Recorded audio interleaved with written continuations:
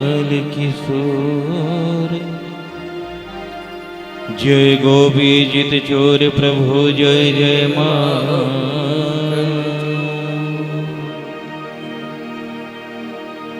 सब द्वारन को छोड़ के मैं आयो तेरे द्वार। आए ब्रस भान की लाडली निक मेरी ओर निहार।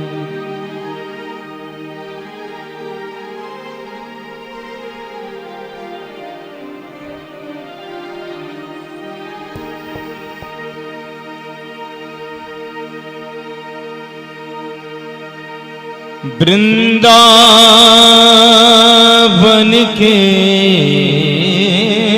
ब्रज को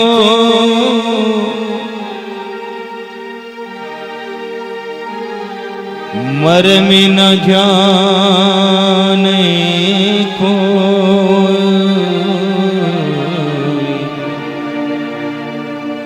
डाल डाल और पात पे श्री राधे राधे हो।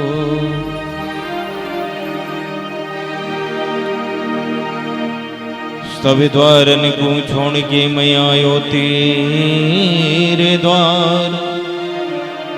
अये ब्रस भान की लाडली निक मेरी ओर निहार।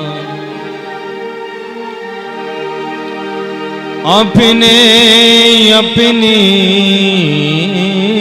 घरन की सविका हूँ को पीर तो है पीर सब घरन की सुधन्य धन्य रघुवीर। तो है पीर सब घरन की सुधन्य धन्य रघुवीर। जय जय श्री राधा रमण जय जय नवल किशोर।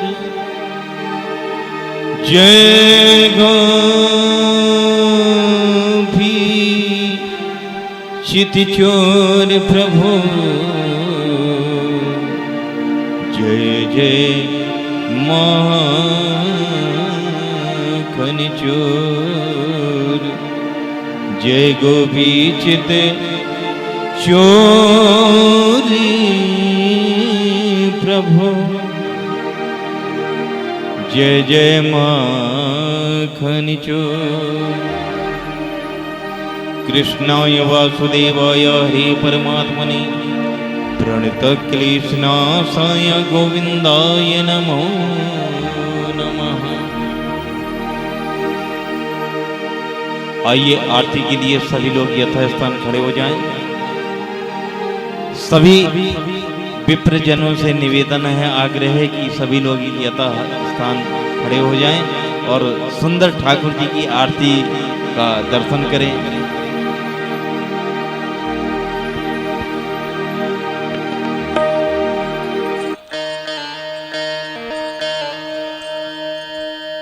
श्री भाग्यवत भगवान की आरती पापियों को पाप से है तारती। श्री भाग्यवत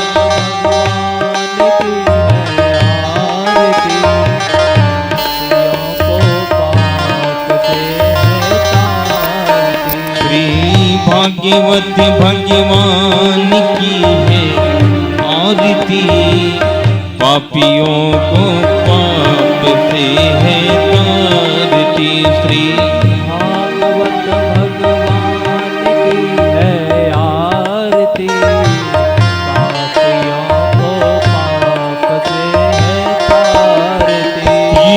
अमर ग्रंथ ये मुक्ति पंथ ये पंचम वेद निराला नौ ज्योति जगाने वाला। ये अमर ग्रंथ ये मुक्ति पंथ ये पंचम वेद निराला नौ ज्योति जगाने वाला। हरि नाम यही हरि ध्यान यही हरि नाम यही जग के मंगल की आरती। पापियों को पाप से है तारती। श्री भागवत भगवान की है आरती। पापियों को पाप से है तारती। ये शांत गीत पावन पुनीत पापों को मिटाने वाला हरिदास कराने वाला। ये शांत गीत पावन पुनीत पापों को मिटाने वाला हरि दर्श कराने वाला। ये सुखी करनी यह दुख हरनी यह सुखी करनी ये दुख हरनी। श्री मधुसूदन की आरती। पापियों को पाप से है तारती। श्री भागवत भगवान की है आरती। पापियों को पाप से है तारती। ये मधुरी बोल जग पंथी खोल सन मार्गी बताने वाला बिगड़ी को बनाने वाला। ये मधुर बोल जग पंथ को सदमार्ग बताने वाला बिगड़ी को बनाने वाला। ये मधुर बोल यज्ञ पंथी कौन सन मार्गी बताने वाला बिगड़ी को बनाने वाला। ये मधुर बोल जग पंथ को सदमार्ग बताने वाला बिगड़ी को बनाने वाला। श्री राम यही घनश्याम यही श्री राम यही घनश्याम यही श्री राम यही घनश्याम यही श्री राम यही घनश्याम यही प्रभु की महिमा की आरती। पापियों को पाप से है तारती। श्री भागवत भगवान की है आरती। पापियों को पाप से है तारती। कर्पूरी गौरम करुणावतारम संसार सारम भुजगेन्द्रहारम सदा वसन्तं हृदयारविन्दे भवं भवानी। त्वमेव माता च पिता त्वमेव त्वमेव बन्धो जत्रा त्वमेव त्वमेव विद्या द्रविणं त्वमेव त्वमेव सर्वं मम देवदेव त्वमेव सर्वं मम देवदेव त्वमेव सर्वं मम देवदेव।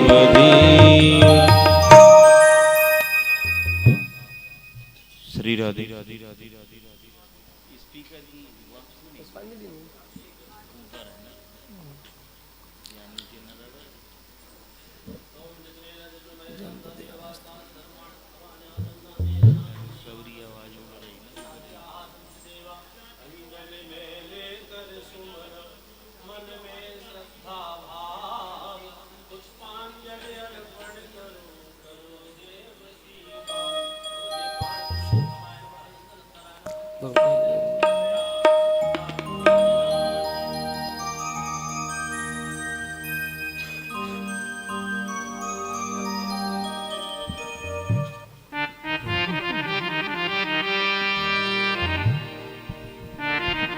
श्री वृंदावन बिहारी लाल की जय। श्रीमद्भागवत महापुराण की जय।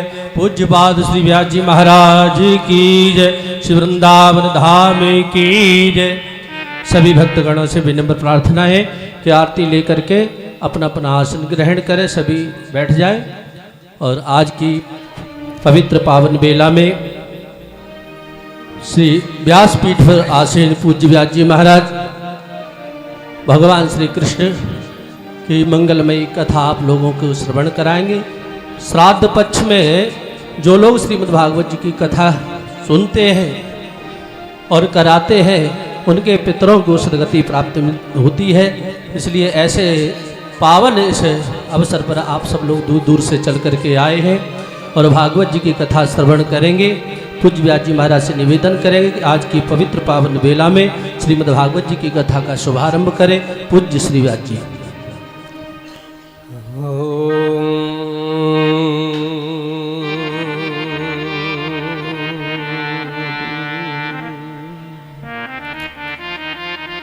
नमः परमहंसाय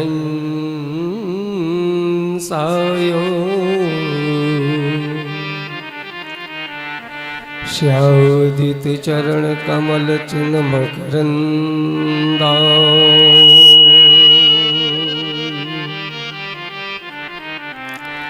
भक्त जन मानस निवासा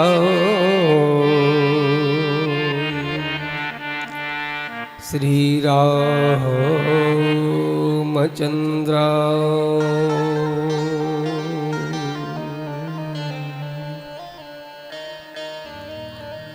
योऽन्तः प्रविश्य मम वाचमिमां प्रसुप्तां संजीवयत्यखिलशक्तिधरो स्वधाम्ना अन्याश्च हस्तचरणश्रवणत्वगादि प्राणान्नमो भगवती पुरुषाय तुभ्यम्।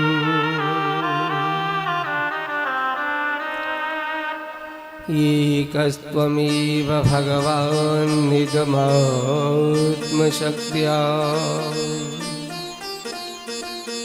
मायाख्ययोर्गुणया महदादिशेषम्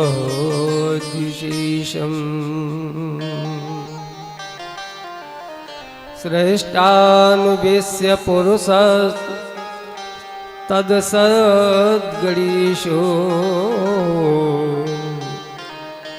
नानैव दारुषु विभावशिवोद्विभासि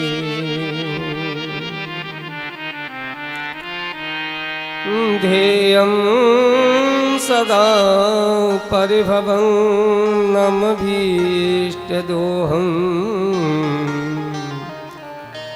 तीर्थास्पदं शिवविरञ्चनुतं शरण्यम् भृत्यार्तिहं प्रणतपालभवाब्धिपूतम् वन्दे महापुरुषते चरणारविन्दम्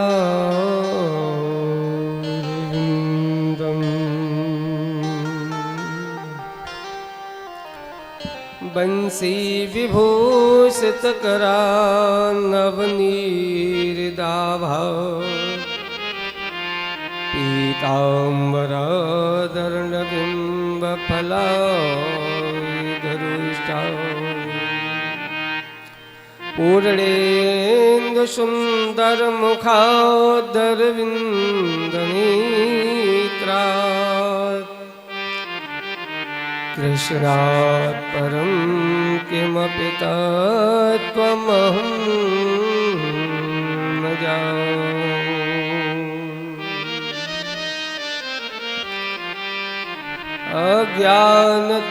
अज्ञानतिमिरान्धस्य ज्ञानाञ्जनशलाकया चक्षुरुन्मीलितं येन तस्मै श्रीगुरुवे नमः। जय जय श्री राधा रमण, जय जय नवल किशोर, जय गोपी चित चोर प्रभु, जय जय मोहन चोर। बोली वृंदावन बिहारी लाल की, श्रीमद्भागवत महापुराण की, सद्गुरुदेव भगवान की जय।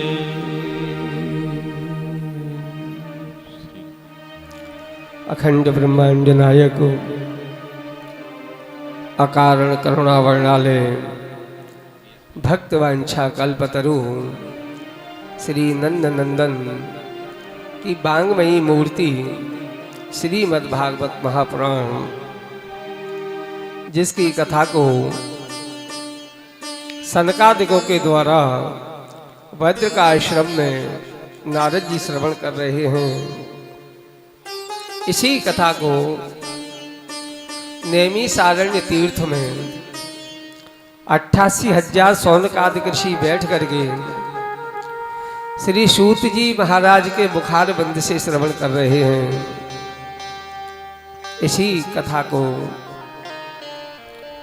माँ भगवती गंगा जी की गोदी में बैठ करके महाराज परीक्षित मोक्ष की कामना लेकर के विरक्त श्रोमणी श्री सुखदेव जी महाराज के मुखार बिंद से श्रवण कर रहे हैं। आज उसी पावन कथा को भगवान श्री कृष्ण की लीला स्थली श्री धाम वृंदावन में बैठ करके इस प्रांगण में हम और आप बैठ करके श्रवण कर रहे हैं। आज कथा की प्रथम यात्रा में प्रवेश करने जा रहे हैं। अपने मन और बुद्धि को एकाग्र करके भगवान के चरणों में स्थापित करके इस यात्रा को प्रारंभ करते हैं। यात्रा को प्रारंभ करने से पहले हर नाम संकीर्तन करेंगे। इसके बाद में कथा की ओर प्रस्थान करेंगे। बोलिए वृंदावन बिहारी लाल की जय जय राधा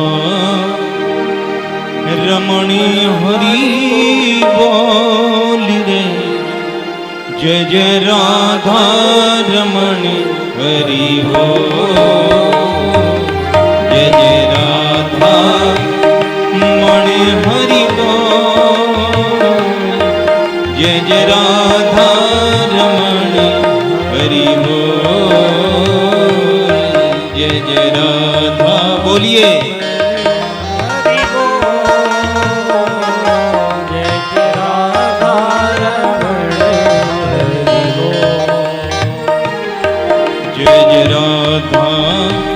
रमणी हरि बोली, जय जय राधा रमणी हरि बोल, जय जय राधा रमणी हरि बोल, जय जय राधा रमणी हरि बोल, जय जय राधा रमण, जय जय राधा रमण, जय जय राधा रमण, जय जय राधा रमण, जय जय राधा रमण, जय जय राधा रमण,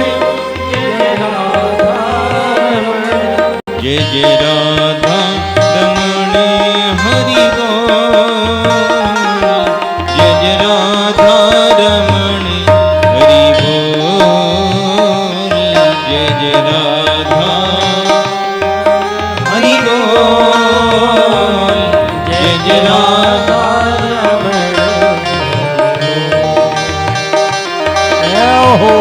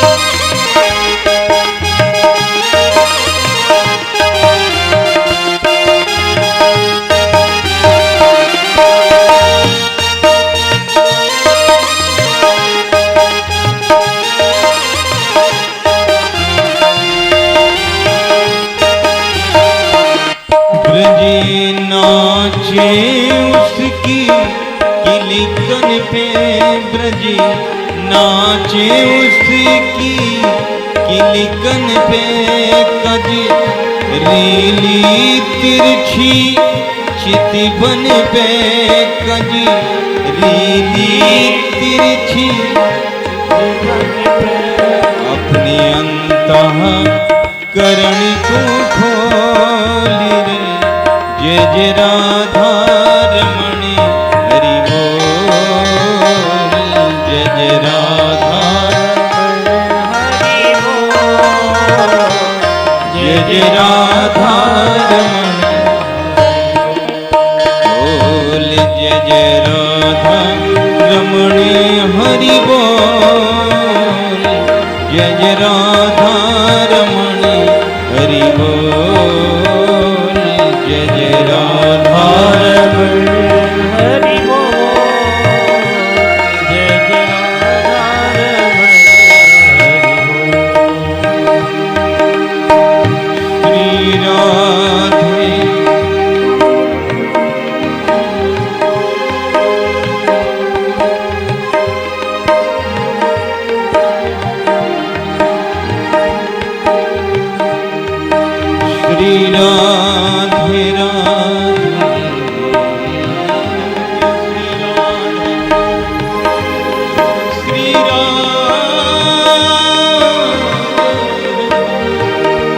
श्री श्याम प्यारी कुंज बिहारी श्री जय जय श्री हरिदास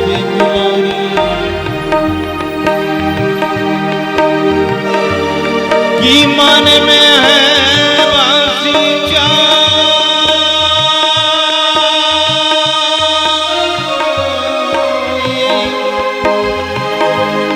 प्रिय नाम तुम्हारा उच्चार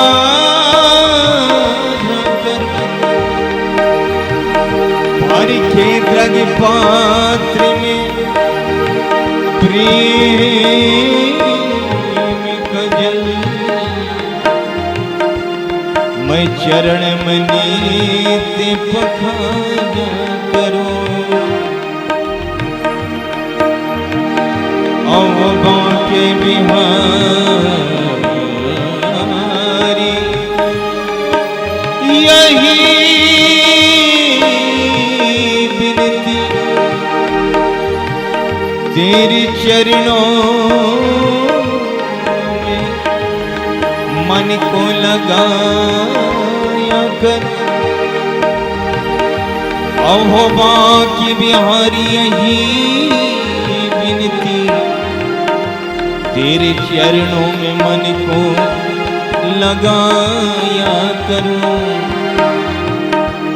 जय जय राधा रमणी जय जय राधा रमणी जय जय राधा रमणी जय जय राधा रमणी जय जय राधा रमणी जय जय राधा रमणी जय जय जय राधा रमणी जय जय राधा रमणी जय जय राधा रमणी हरि बोल जय जय राधा रमणी हरि बोल जय जय राधा रमणी हरि बोल जय जय राधा रमणी हरि बोल जय जय राधा रमणी हरि बोल जय जय राधा रमणी हरि बोल जय जय राधा रमणी हरि बोल श्री राधे जय जय राधा रमणी हरि बोल जय जय राधा रमणी जय जय राधा रमणी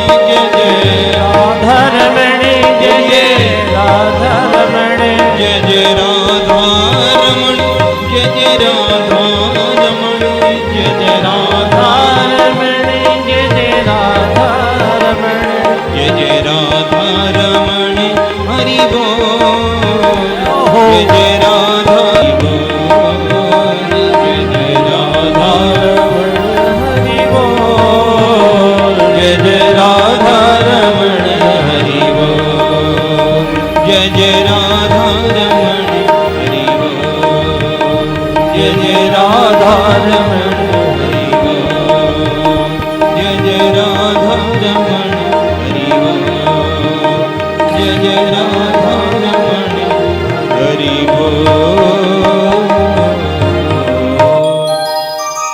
बोलिए वृंदावन बिहारी लाल की।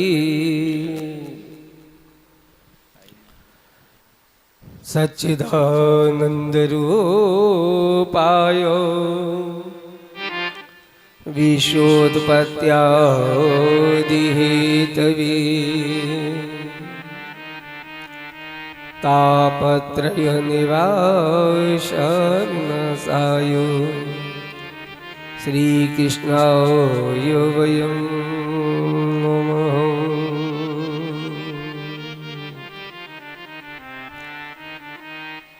किसी भी कार्य को करने से पहले उसके विषय में जाना जाता है और उसके 3 कारण होते हैं। एक तो ये कि ये हम कार्य कर रहे हैं वो क्यों करें,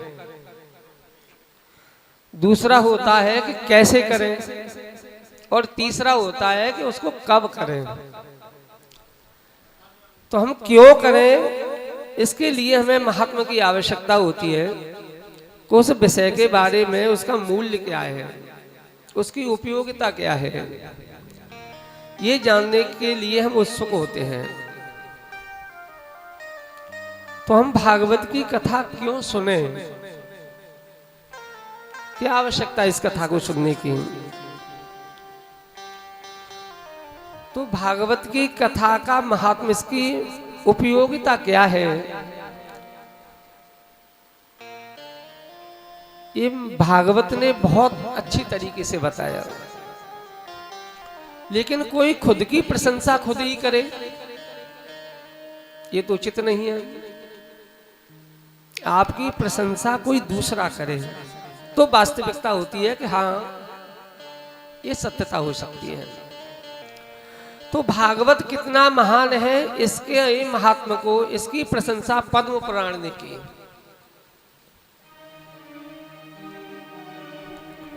पद्म पुराण के द्वारा बताया गया कि भागवत इतना, खुद पुराण होते हुए भी जो दूसरे की प्रशंसा कर रहा है। पद्म पुराण कहता है कि भागवत इतना आवश्यक ग्रंथ है, उपयोगी ग्रंथ है, इस ग्रंथ का श्रवण अवश्य करना चाहिए। क्यों करना चाहिए?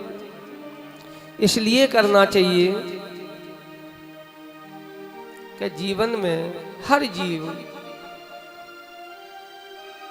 जाने में अनजाने में कुछ न कुछ पाप करता है और उन पापों के कारण उसे न जाने कौन कौन सी योनियां मिलती हैं। तो यदि घृणित से घृणित कर्म करने वाला व्यक्ति और यदि प्रेत योनि में भी चला जाए, ऐसी योनि से छुटकारा दिलाने वाला ये ग्रंथ है, प्रेत पीड़ा विनाशिनी। इसलिए इस ग्रंथ को सुनना चाहिए।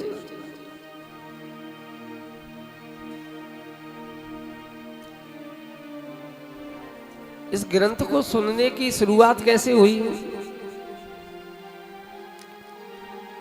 तो पद्म पुराण में बताते हैं, सबसे पहले किसी कार्य को करने से पहले मंगलाचरण करते हैं, अपने श्रेष्ठ जनों को, अपने गुरुओं को, अपने इष्ट देव को प्रणाम करते हैं। तो एक श्लोक के माध्यम से पहले भगवान को प्रणाम करते हैं। तो भगवान का विशेषण क्या है जिनको हम प्रणाम कर रहे हैं? तो कहते हैं सच्चिदानंद रूपा है, जो सत्य चित्त और आनंद का स्वरूप है। आपने सुंदर कभी पकवान खाया और आपने प्रथम ग्रास खाया तो उसका आनंद बहुत अच्छा आएगा, लेकिन जब आप 10, 12, 15 ग्रास खा लेते हो, क्या जो प्रथम ग्रास में आनंद था वो आनंद फिर प्राप्त होता है? नहीं होता। और जब पेट भर जाए फिर भी वो आपको खाने के लिए दिया जाए तो फिर आपको घृणा होने लग जाती है। तो कहते ऐसा आनंद नहीं, ऐसा आनंद जो आप पहली बार भगवान का नाम ले तब भी वैसा ही लगे और 100वीं बार ले तब भी आपको उतना ही आनंद आए। इसलिए सत्य जो तीनों कालों में सत्य रहता हो, ऐसे आनंद, इसलिए भगवान को सच्चिदानंद कहा जाता है। और ऐसे भगवान जो इस पूरी सृष्टि के प्रकट करने में, उसका पालन करने में और अंत में उसका संहार करने का हेतु है।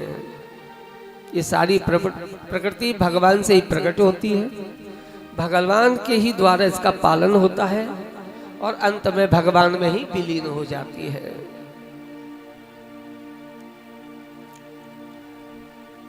तापत्रय विनाशा है। 3 प्रकार के ताप होते हैं जीव को,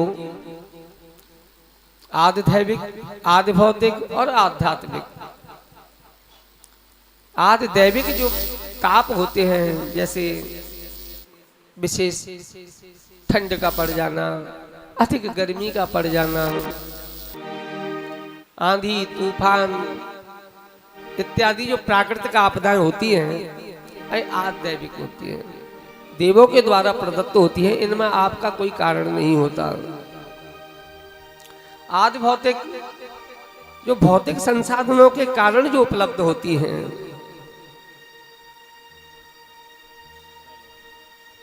जैसे इलेक्ट्रिसिटी की लाइन गई हुई है और उस लाइन में कोई फॉल्ट हो जाए, उसे अग्नि लग जाए, इस तरीके की जो आपत्तियां आती हैं वो भौतिक। आध्यात्मिक, कभी कभी व्यक्ति साधना के लिए बढ़ता है और वो सद्गुरु प्राप्त न होने के कारण कुछ ऐसे मार्ग पर भटक जाता है जो उसके जीवन के लिए उपयोगी नहीं होते। तो ऐसी साधनाओं से जनित जो कष्ट होता है,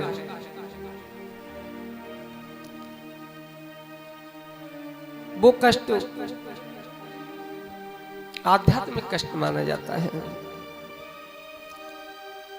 जैसे ज्ञान के माध्यम से अभिमान हो जाए और अभिमान का जो कष्ट महसूस होता है वो आध्यात्मिक कष्ट कहलाएगा। तो ऐसे तीनों प्रकार के कष्टों की जो निवृत्ति करता है, ऐसे भगवान श्री कृष्ण को हम प्रणाम करते हैं।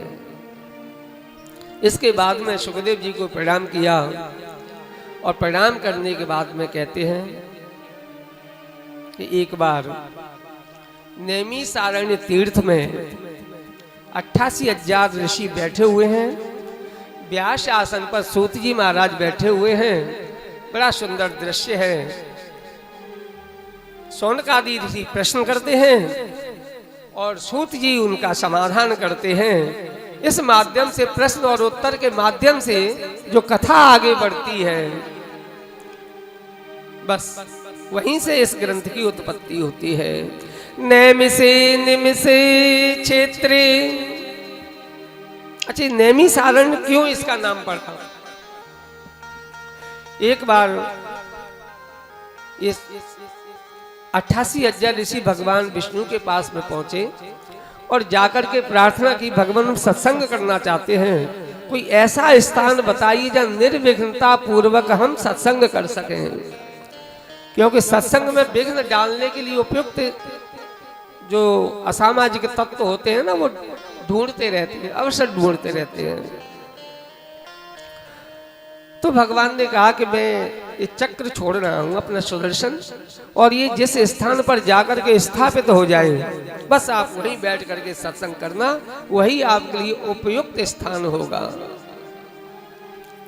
आज ये चक्र आगे आगे चल रहा है, पीछे पीछे ऋषि चल रहे हैं, इस क्षेत्र में आकर के ये स्थापित हो गया। तो जो चक्र का अग्रभाग होता है उसको निमि बोलते हैं। तो जिस स्थान पर वो स्थापित हुआ, और वो जंगल था, अरण्य जंगल को बोलते हैं, तो जहां निमि जिस जंगल में स्थापित हुआ उस स्थान का नाम नैमिषारण्य पड़ गया। निमिष क्षेत्र भी कहते हैं और कुछ लोग इसको चक्र तीर्थ भी कहते हैं। आज यहाँ पर विराजमान ऋषि शौनकादि प्रश्न करते हैं, भगवान अज्ञान ध्वांत विध्वंस कोटि सूर्य समप्रभा सूताख्या इस कथा सारम मम कर्णो रसायनम। सूत जी, आपने हमको बहुत कथाएं सुनाई, अब हम आपसे कथा का सार सुनना चाहते हैं। जैसे अन्न और अन्न का सार, अन्न का रस, जैसे दूध और दूध का सार उसका घी। तो जो कथा का सार तत्व है, अब हम उसको सुनना चाहते हैं, और ऐसा सार सुनाइए जो हमारे कानों को प्रिय लगने वाला हो। कई चीजें ऐसी होती हैं जो सुनने में बड़ी सत्य होती है, लेकिन सुनने में आनंद की अनुभूति नहीं होती। तो सुन करके हमको आनंद की अनुभूति भी हो। मम कर्ण रसायनम, मेरे कर्णों में रस प्रदान करने वाला हो। और अज्ञानता जो हमारे अंदर है उसको ऐसे नष्ट कर दे जैसे करोड़ों सूर्यों का प्रकाश हमारे हृदय में उपस्थित हो गया हो। आप तो जानते ही हो भगवान, संसार में भक्त का होना बड़ा दुर्लभ है, और जब तक हृदय में भक्ति जागृत नहीं होती तब तक जीव का कल्याण नहीं हो सकता। तो ऐसी कथा सुनाइए कि वो अकेली भक्ति नहीं, भक्ति ज्ञान विरागाप्तो विवेको वर्धतो महान। भक्ति ज्ञान और वैराग्य की उत्पत्ति कर दे और हमारे अंदर विवेक पैदा कर दे। क्या करना चाहिए क्या नहीं करना चाहिए इसका निर्णय करने की सामर्थ्य हमारे अंदर आ जाए। क्या सुनना चाहिए क्या नहीं सुनना चाहिए, ये विवेक हमारे हृदय में पैदा हो जाए। ऐसे विवेक को बढ़ाने वाला हमको कथा सार सुनाइए। आप तो जानते हो सांसारिक जीव माया और मोह के कारण इतना भ्रमित हो गया है कि वो सत्यता को असत्य समझता है और असत्यता को सत्य समझता है। जो सांसारिक हमारे संबंध हैं जो समय के अनुसार छूटते चले जाते हैं, उन संबंधों को वो सत्य मान करके उनके साथ व्यवहार करता है। और जो परमात्मा हमारे साथ में सनातन रहने वाला है उसको सत्य मानता है, उसकी तरफ उसको व्यवहार निभाने का कभी अवसर प्राप्त नहीं करता। ऐसे मोह के कारण जो जीव इस संसार में भ्रमित हो रहे हैं, ये कलयुग में जो जीव केवल क्षणिक जीवन को ही सत्य मान रहे हैं, ऐसे जीवों